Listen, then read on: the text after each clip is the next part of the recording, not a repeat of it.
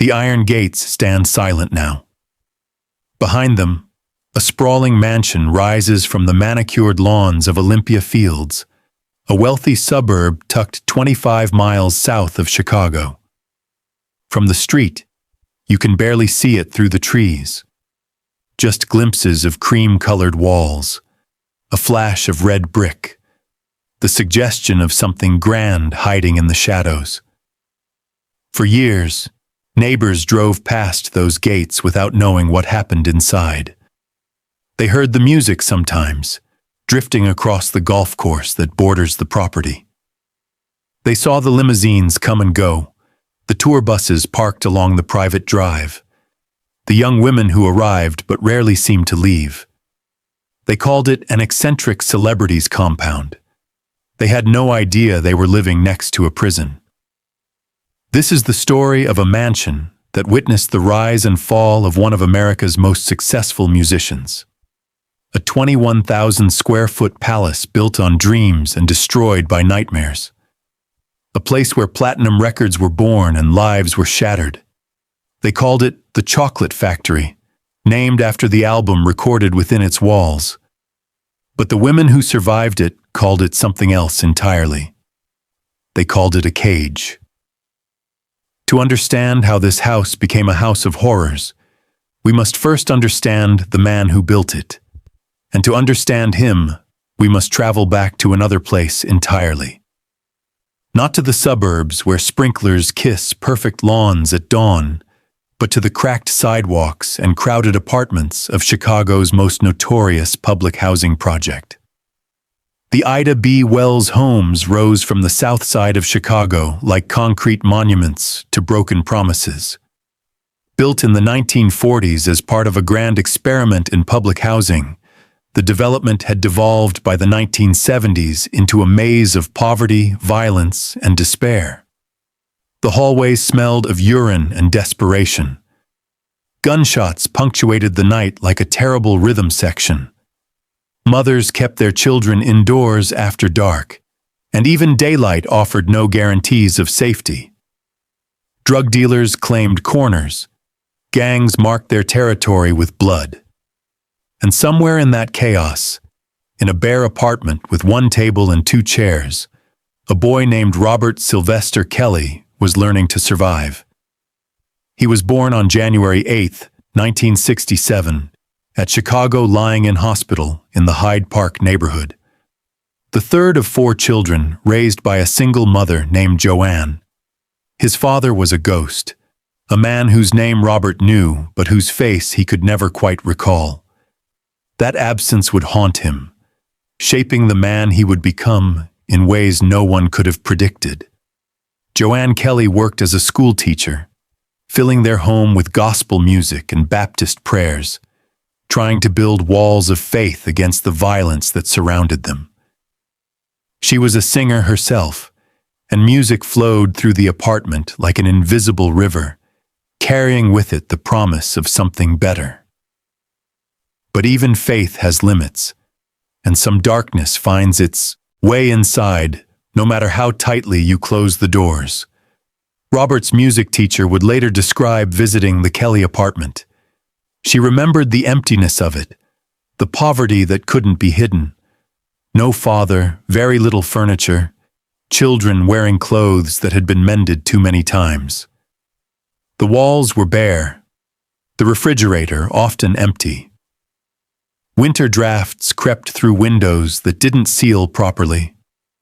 But she also remembered something else. She remembered the way young Robert's eyes lit up when he sang, as if music was the one thing the projects couldn't take from him. As if somewhere inside that skinny, quiet boy lived a voice waiting to shake the world. At 8 years old, Robert joined his local church choir.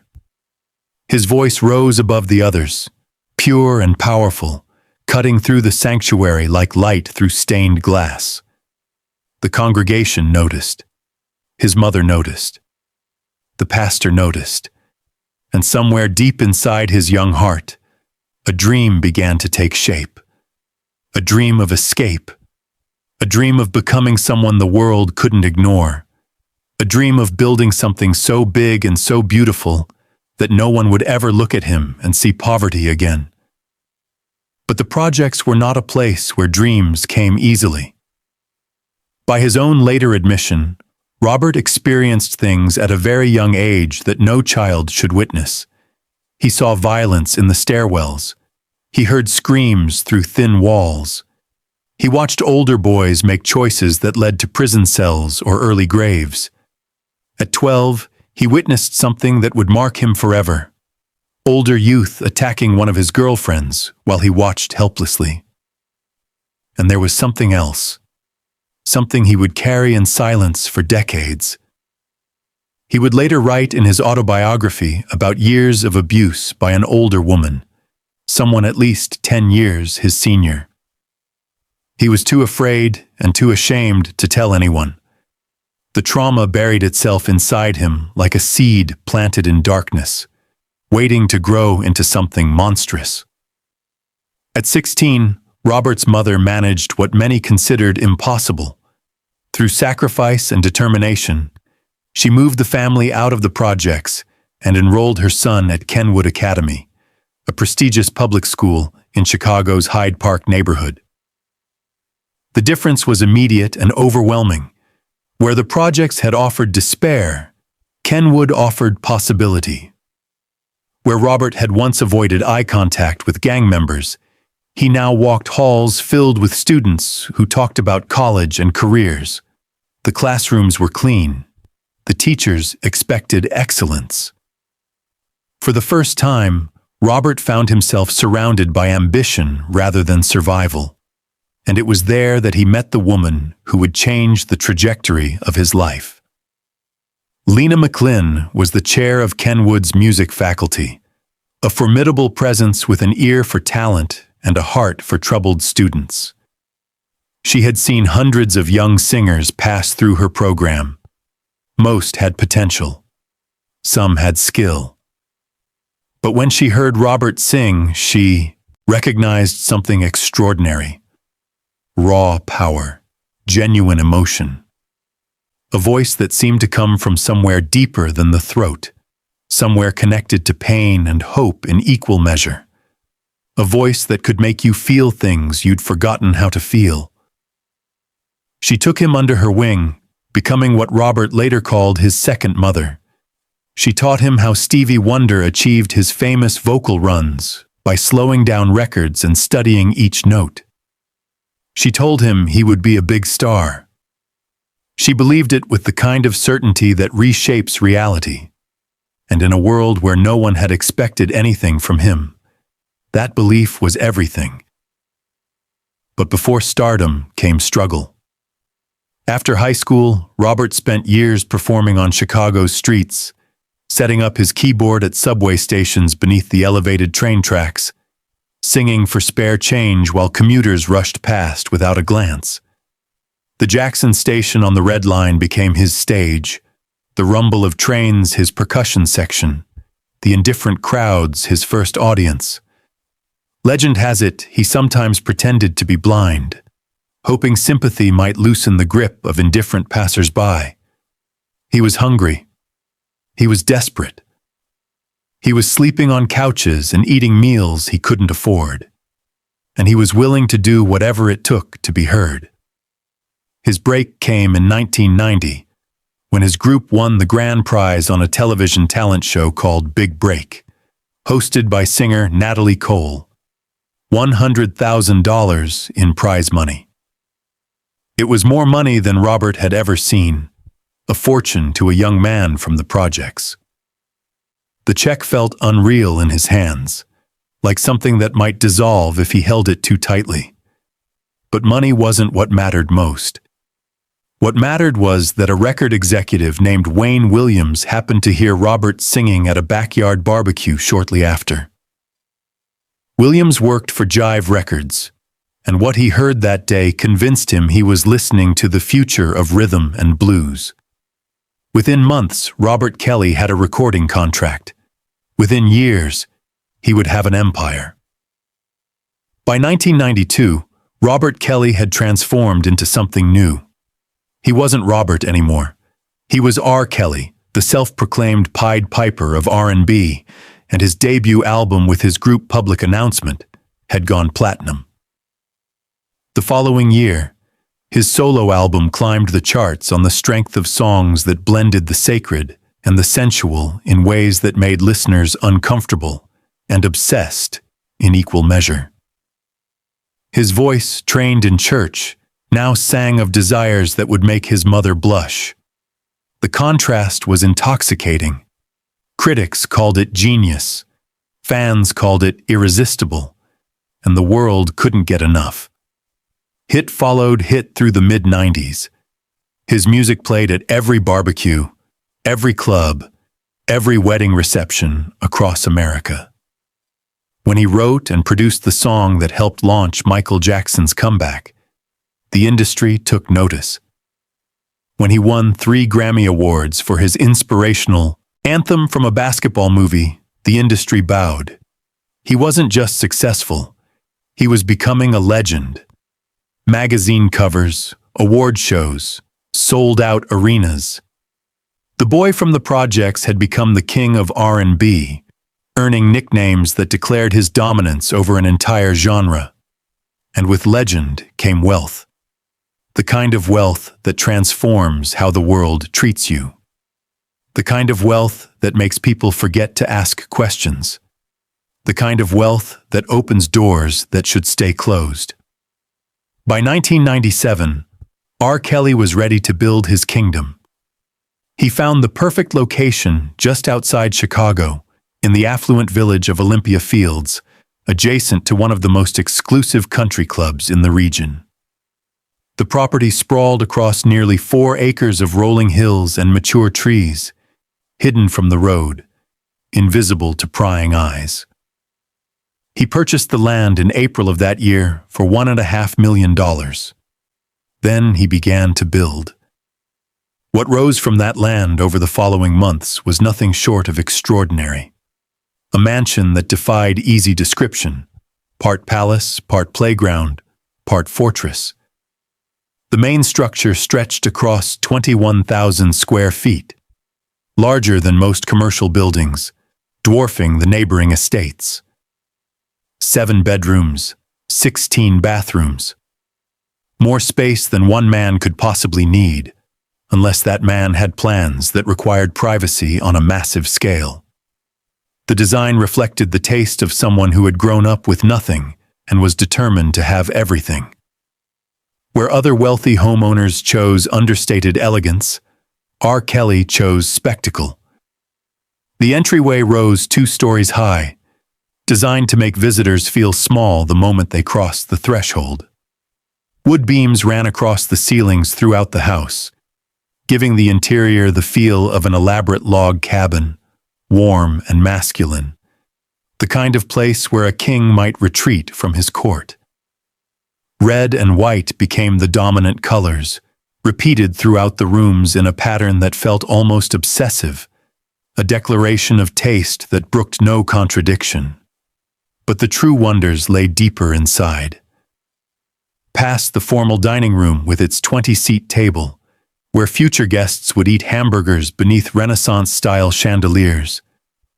Past the library with its floor-to-ceiling bookshelves, filled with volumes that seemed more decorative than read.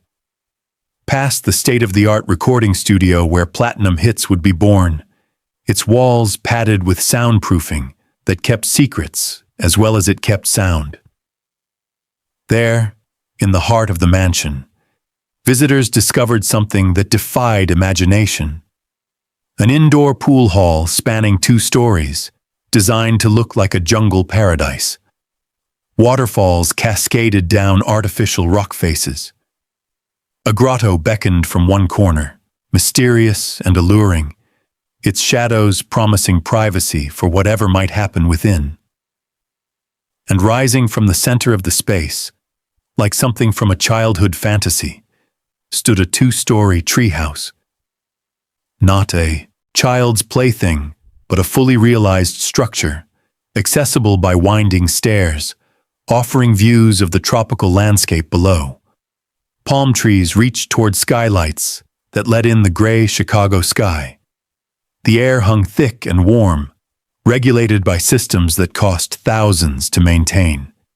It was a dream made real through the alchemy of unlimited funds. A fantasy island built in a basement. A place where reality could be whatever its owner declared it to be. The property extended far beyond the main house. A state-of-the-art garage could accommodate 9 vehicles, complete with its own bar area and bathroom. R. Kelly filled it with the kind of cars that young men from the projects once pressed their faces against showroom windows to see. Luxury sedans, sports cars, vehicles that cost more than most Americans earned in a year. A fully equipped fitness center allowed him to maintain his physique without ever leaving the compound. An outdoor sports court accommodated basketball, tennis, and pickleball, surrounded by enough land to host the kind of parties that would become legend. He even kept his massive tour bus parked on the property, a decision that would later draw complaints from neighbors who objected to its illegal presence on the street. One bedroom was designed as a tribute to the Chicago Bulls, decorated like a gymnasium with basketball imagery covering the walls. Another featured a mirrored ceiling that would later become infamous in court testimony, its reflective surface capturing things that were never meant to be seen.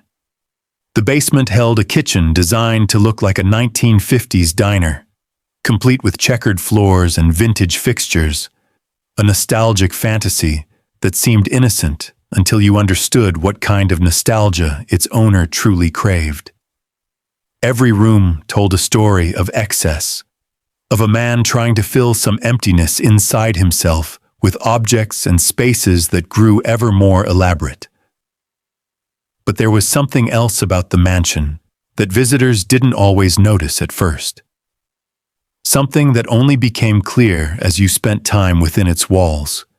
The cameras. They were everywhere, mounted in corners, hidden behind fixtures, watching every hallway, every room, every entrance and exit. Security measures, R. Kelly explained. Necessary precautions for a man of his fame. But the cameras didn't just watch for intruders. They watched everyone. Always. Without rest. And the footage they captured would one day help send their owner to prison. In 1997, R. Kelly moved into his mansion with his new wife, Andrea Lee, a dancer from his touring company. She was 22 years old, beautiful and talented, the kind of woman who seemed to complete the picture of success. They would have 3 children together, filling some of those endless rooms with laughter and toys. They would host parties that drew celebrities from across the country. And for a brief moment, it seemed like the mansion might actually become what it appeared to be, a home, a place of family and music and joy. But shadows were already gathering. Just months after moving in, a young woman named Tiffany Hawkins filed a lawsuit. She was 20 years old, but she claimed that her relationship with R. Kelly had begun when she was only 15. The settlement came quietly, reportedly for $250,000. The world barely noticed. The music kept playing, and the gates of the mansion remained closed against scrutiny. The pattern would repeat in the years that followed. Other settlements, other silenced voices, other young women whose stories would take decades to fully emerge. The mansion that had been built on dreams was already beginning to collect secrets. And with each passing year, those secrets grew darker. By the early 2000s, R. Kelly had reached the zenith of his commercial success. His double album, released in 1998, sold over 8 million copies in the United States alone. His collaborations with other artists topped charts worldwide. His influence on popular music was undeniable, his style imitated by a generation of singers who studied his vocal techniques and melodic choices. He was, by any objective measure, one of the most successful musicians of his era. But something was changing behind those iron gates. something that would take 2 decades to fully reveal itself. And then came 2003, the year of the Chocolate Factory. The album that would give the mansion its notorious nickname arrived in stores that February, just months after R. Kelly had been indicted on child pornography charges in Chicago. A newspaper had received a videotape anonymously. The contents were disturbing beyond description. Police had been investigating related allegations for years, and yet the wheels of justice turned slowly, so slowly that the singer could release an album, tour the country, and continue building his empire while the legal system struggled to respond. Most artists would have retreated from public view, waited for the legal storm to pass. But R. Kelly did the opposite. He released an album. He named it after his home studio. And he watched it debut at #1 on the charts, as if the world were telling him that his music mattered more than his crimes. The Chocolate Factory sold millions of copies worldwide. Its lead single became ubiquitous, playing at every wedding reception and office party in America. Radio stations couldn't stop spinning tracks recorded in that mansion on the hill. Every time the song played, money flowed back to the estate. Every time someone danced to those beats, they were dancing to music born in rooms where the walls would later be described as witnesses to unspeakable acts. Inside the mansion, a different kind of factory was operating. Former employees would later describe the transformation they witnessed over the years. What had once been a family home was becoming something else entirely. Andrea Kelly filed for a restraining order against her husband in 2005, accusing him of physical abuse. By 2006, she had filed for divorce. The children began spending less time at the estate, their laughter replaced by a silence that seemed to seep into the very walls. And into the void left by family came something far more disturbing. Young women began arriving at the mansion with dreams of stardom. R. Kelly had built a reputation as a star maker, the man who had launched the career of a beloved young singer who died tragically in a plane crash. Aspiring musicians, some barely out of high school, saw him as their ticket to fame. They came to the gates voluntarily. They signed the non-disclosure agreements that security guards pressed into their hands. They posed for the photographs that were stapled to their paperwork. They surrendered their phones, their identification, their connection to the outside world.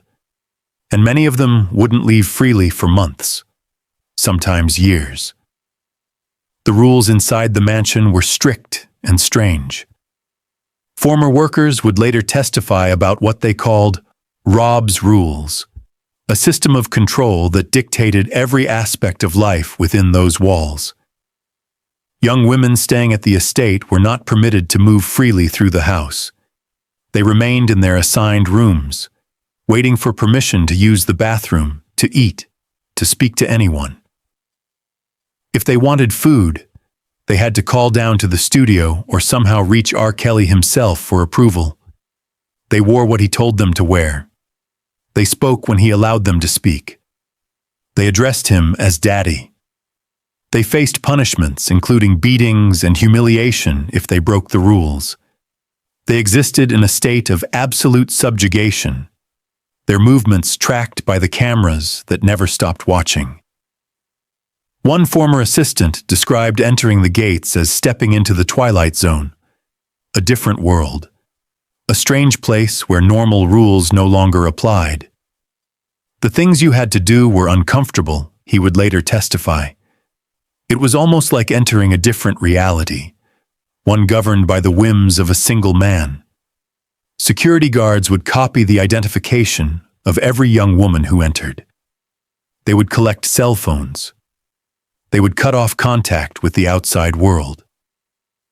What happened inside those walls was meant to stay inside those walls forever. But nothing stays hidden forever. Surveillance footage would later emerge showing young women attempting to escape, hopping fences in desperate bids for freedom. Workers witnessed things they didn't understand, things that made them uncomfortable, things they tried not to think about as they collected their paychecks and went home to their normal lives. The mansion was becoming a machine of control, and everyone who worked within its systems became, in some way, a part of that machine.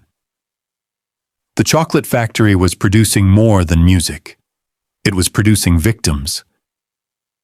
The years between 2004 and 2010 represented the peak of the chocolate factory's operations. R. Kelly's trial on child pornography charges had been delayed repeatedly, and when it finally concluded in 2008, he was acquitted. The verdict seemed to validate everything he had built.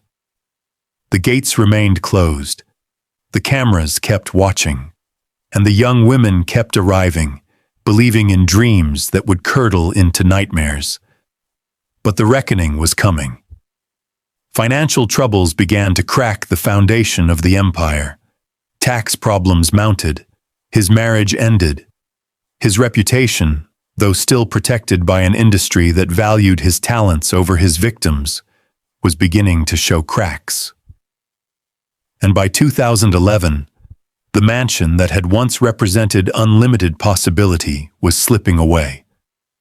The mortgage went unpaid, the bank filed foreclosure, and the chocolate factory, worth millions at its height, began its long fall into silence. The mansion would change hands. New owners would try to wash away its history with renovations and new paint, but some stains go too deep to remove.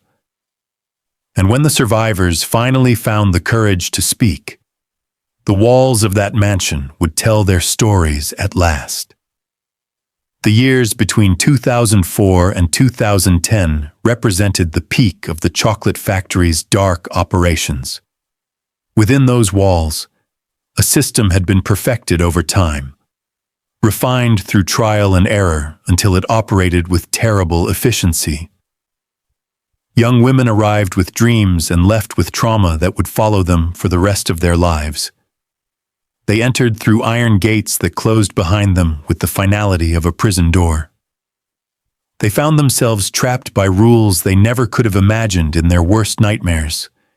They called him Daddy. They asked permission to eat. They asked permission to use the bathroom. They watched their phones disappear and their connections to the outside world dissolve like morning fog. The cameras recorded everything, their red lights blinking in corners of every room, watching, always watching. The doors remained locked from the outside, and through it all, the music never stopped playing. The hits kept coming, the money kept flowing, and the world kept dancing to songs born in rooms where freedom was just a memory. But empires built on suffering are empires waiting to fall. And the first cracks in R. Kelly's kingdom had nothing to do with justice or accountability. They had to do with something far more mundane: money. By 2011, the financial foundations of the chocolate factory were crumbling beneath the weight of excess and neglect. R. Kelly had been living beyond his means for years, maintaining a mansion that cost hundreds of thousands annually just to operate. He collected cars and art and antiques while neglecting the one thing that could actually destroy him: his mortgage. Nearly $3 million owed to the bank had gone unpaid for roughly a year. The music still sold, but not like it used to. The concert receipts couldn't cover the expenses of his lifestyle. The entourage remained expensive. The tastes remained extravagant. The bills kept arriving, but the payments stopped going out. And in July of that year, the bank filed foreclosure proceedings on the property that had once seemed like proof that dreams could come true. The following year brought more humiliation. Tax liens revealed that R. Kelly owed the federal government more than $4 million in unpaid taxes. The Internal Revenue Service doesn't care about platinum records or Grammy awards. They don't care about fame or talent or influence. They care about numbers. And the numbers said that the king of R&B was drowning in debt. The mansion that had witnessed so much darkness was now bleeding its owner dry. Maintenance staff were dismissed one by one. Systems that had cost fortunes to install began to fail without upkeep. Water seeped through cracks in the foundation, pooling in corners where cameras still watched empty rooms. Mold crept through walls that had once gleamed with fresh paint. The chocolate factory was rotting from the inside out, a physical manifestation of the decay that had always existed at its heart. In March of 2013, the inevitable finally arrived. The mansion went to foreclosure auction, its fate decided by bankers rather than fans. The bank that held the mortgage bid $950,000, a fraction of what the property had once been worth. It was a humiliating number, a public declaration that R. Kelly's empire had collapsed. 8 months later, the bank finally found someone willing to take on the troubled property. The sale price had dropped even further, to just $587,000. Less than half of what R. Kelly had originally paid for the land alone, back when he was the hottest name in music and the future seemed limitless. The new owners were Rudolph and Elaine Isley. Rudolph was a founding member of the legendary Isley Brothers, one of the most influential groups in the history of soul and rhythm and blues. There was poetry in this transaction, one music legend taking possession of another's fallen kingdom. The Isley Brothers had been making music since before R. Kelly was born. They had survived the industry's changes, its scandals, its shifting tastes. They had maintained their dignity through decades that had destroyed lesser artists. And now they would try to resurrect a property that had become synonymous with abuse. What the Isleys found when they entered their new purchase was devastating. Years of neglect had wreaked havoc on the mansion.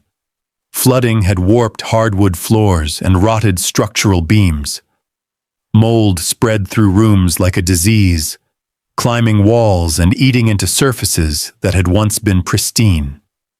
The exotic indoor pool, with its waterfalls and grotto and two-story treehouse, had become a swamp of stagnant water and overgrown plants.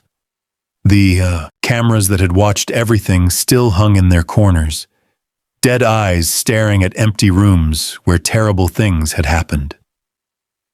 The Isleys would spend the next decade pouring money and effort into restoration, transforming the chocolate factory into something they called the Isley Estate. They replaced flooring, they remediated mold, they updated systems and repainted walls, and tried to breathe new life into a space that had become associated with death of the spirit. They hoped the new name might help people forget what had happened there. They were wrong. Even as the Isleys worked to redeem the property, the truth about what had occurred within its walls was finally beginning to surface in ways that could no longer be ignored. For years, rumors had circulated through the music industry, like whispered confessions. Journalists had written articles that were ignored or dismissed. Lawsuits had been filed and settled with confidentiality agreements that ensured eternal silence. But somehow, R. Kelly had always escaped. His acquittal in the 2008 child pornography trial had seemed like the final word. The jury had deliberated for less than a day before setting him free. To many, it looked like he had won. Like the accusations would fade and the music would continue, and the young women who had suffered would be forgotten, their voices drowned out by bass lines and drum machines, and the indifferent machinery of an industry that valued profit over people. But the world was changing. A movement was building, slowly at first, then with gathering force that could no longer be stopped.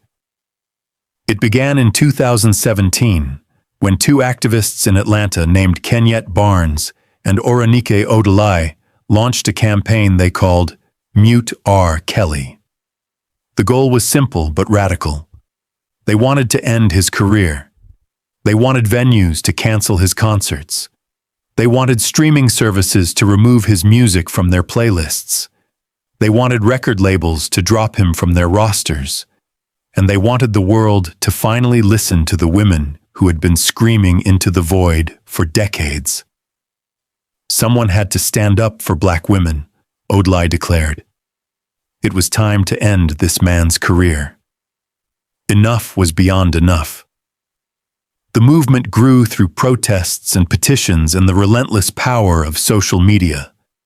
Demonstrators appeared outside concert venues in Chicago, Atlanta, New York, Memphis, and cities across the country, holding signs and chanting and refusing to let audiences enter without confronting what they were supporting. The hashtag spread across platforms, carried by voices that refused to be silenced any longer. 12 chapters of the movement formed around the world. At first, the music industry tried to ignore it. R. Kelly was still profitable. His songs still played on the radio. His legacy still seemed secure, but the pressure was building like water behind a dam. And in January of 2019, everything changed. The documentary was called Surviving R. Kelly. It aired on the Lifetime network over 6 episodes, and it shattered the silence that had protected its subject for nearly 3 decades. 26 million people watched across all platforms, making it one of the most viewed documentaries in television history. They saw the faces of survivors who had spent years being dismissed, being called liars, being told that their pain didn't matter because the man who hurt them could sing. They heard stories that had been buried under non-disclosure agreements and legal threats and the simple, crushing weight of celebrity power. And for the first time, those stories were believed. The women spoke of being groomed as teenagers, of being isolated from their families and friends until they had no one left but him, of being told that they were worthless, that their parents had sold them, that only R. Kelly could give their lives meaning. They described the rules that governed every aspect of existence within his orbit. The requirements to ask permission before eating or using the bathroom. The prohibition against looking at other men or speaking without authorization. The punishments that awaited those who disobeyed. Punishments that included beatings severe enough to leave bruises and break skin. Starvation that went on for days. Humiliation designed to destroy any remaining sense of self-worth. They described being forced to write letters confessing to crimes they hadn't committed, insurance policies that could be used against them if they ever tried to speak out. Former employees testified to what they had witnessed during their time at the mansion. They described the property as a strange place, like stepping into the Twilight Zone. They remembered young women who weren't allowed to wander freely through the house, who remained confined to assigned rooms for days or weeks at a time. They recalled phone calls from those rooms, desperate voices requesting permission for the most basic human needs. They spoke of identification being copied at the gate, phones being confiscated upon entry, the outside world being systematically erased from the lives of the women who passed through those iron gates. The things you had to do were uncomfortable, one former assistant testified. It was almost like entering a different reality, one governed by the whims of a single man who believed he was untouchable. The documentary's impact was immediate and devastating. 3 days after it aired, the state's attorney in Cook County, Illinois, held a press conference encouraging victims to come forward with their stories. She was herself a survivor of childhood sexual abuse, and her voice carried the weight of personal understanding. Within weeks, R. Kelly was dropped by his record label. Sony and its subsidiary RCA Records severed ties with the artist who had made them hundreds of millions of dollars over decades. Streaming services began removing his music from their curated playlists and recommendation algorithms. Concert venues canceled scheduled performances. Artists who had collaborated with him rushed to apologize and remove those songs from streaming platforms. The empire that had seemed impervious to criticism was collapsing in real time. In February of 2019, R. Kelly was charged with 10 counts of aggravated criminal sexual abuse in Illinois.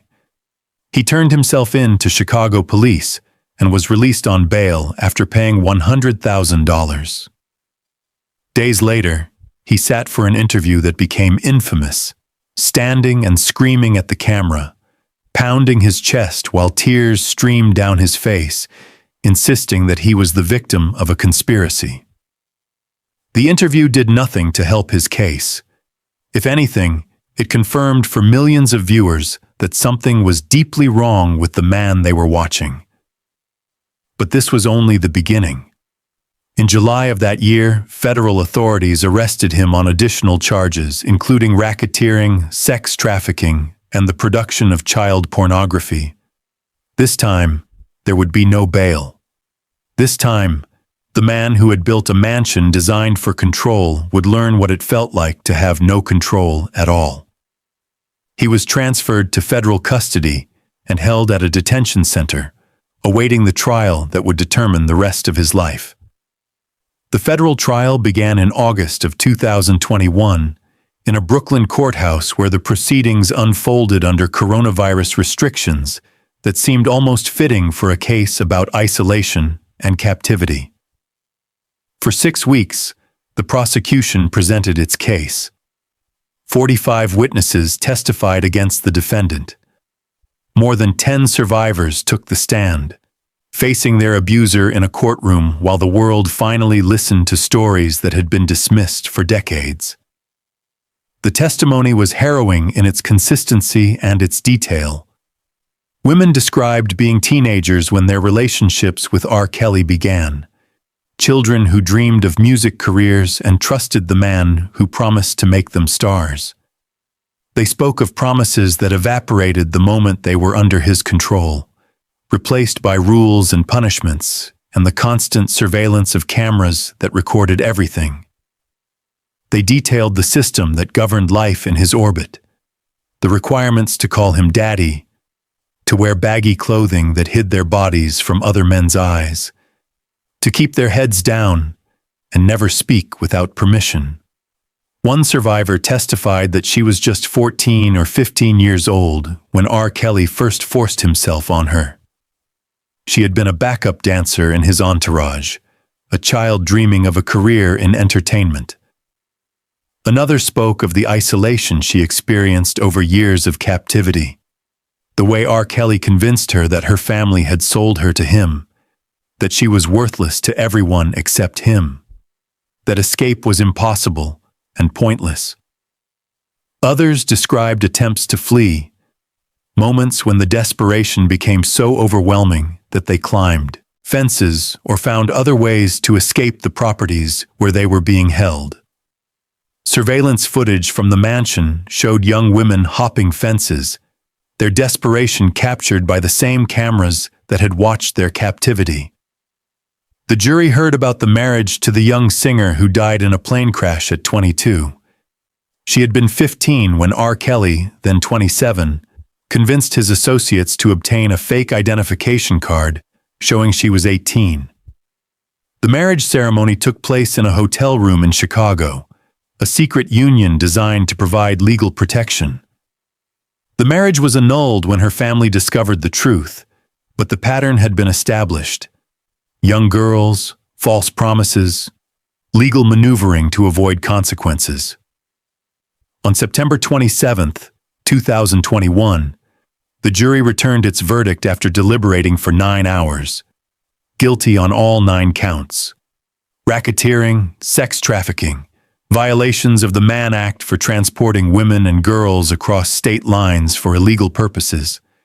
The man who had built the chocolate factory, who had filled it with cameras and rules and young women who couldn't leave, was now facing decades in prison. Outside the courthouse, survivors and their supporters gathered, some crying, some embracing, all of them finally validated after years of being told their stories didn't matter.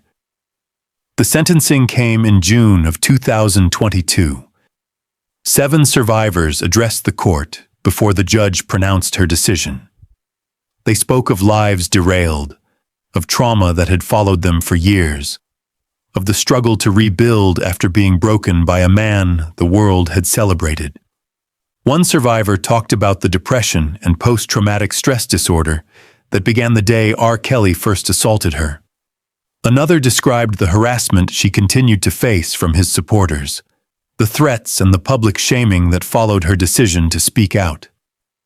The judge spoke slowly and deliberately as she prepared to deliver the sentence. She acknowledged the trauma in R. Kelly's own childhood, the abuse he had suffered as a young boy. But she made clear that history could explain behavior without excusing it. Although sex was certainly a weapon that you used, she said, this case is not about sex. It is about violence and cruelty and control. 30 years. The sentence fell like a hammer on everything R. Kelly had built. 54 years old at the time of his conviction, he would likely spend the rest of his life in prison. A later trial in Chicago added 20 more years to his sentence for child pornography charges, with the sentences running partially concurrently. The combined sentences meant he would not be eligible for release until he was in his 80s. Effectively, a life sentence for a man whose career had made him one of the most successful artists of his generation. The women's rights attorney, who represented several survivors, called him the worst sexual predator she had pursued in her 47-year career of practicing law. Far from the Brooklyn courthouse, the mansion that R. Kelly had built stood silent in the suburbs of Chicago. The Isleys had completed their renovation, transforming the chocolate factory into the Isley Estate. But when Rudolph Isley passed away in October of 2023, his widow listed the property for $3.5 million. It sat on the market for over a year, haunted by its history, despite the new name and the fresh paint and the millions spent on restoration. The property taxes alone exceeded $250,000 annually, a burden that scared away potential buyers. In October of 2025, the mansion finally sold. The price was $1.6 million, less than half of what Elaine Isley had originally asked, less than what R. Kelly had paid for the land nearly 3 decades earlier. The listing agent noted that the notoriety had actually helped attract interest, but that same notoriety kept driving buyers away. A new owner took possession of the property, inheriting more than a house. They inherited a history that would never fully wash away. Today, R. Kelly resides at a federal correctional facility in North Carolina, serving his combined sentences in the kind of controlled environment he once imposed on others. The cameras there watch him now. The rules dictate his movements. The freedom he denied others has been permanently denied to him. His appeals have been rejected by federal courts. The man who once seemed untouchable will almost certainly die in prison. The gates of the chocolate factory stand silent now, but the story they guard will never be silent again. The women who survived have ensured that. Their voices, once silenced behind iron gates and soundproofed walls, now speak for all those who were never given the chance to speak for themselves. The chocolate factory is closed forever. The music has stopped. The doors have opened.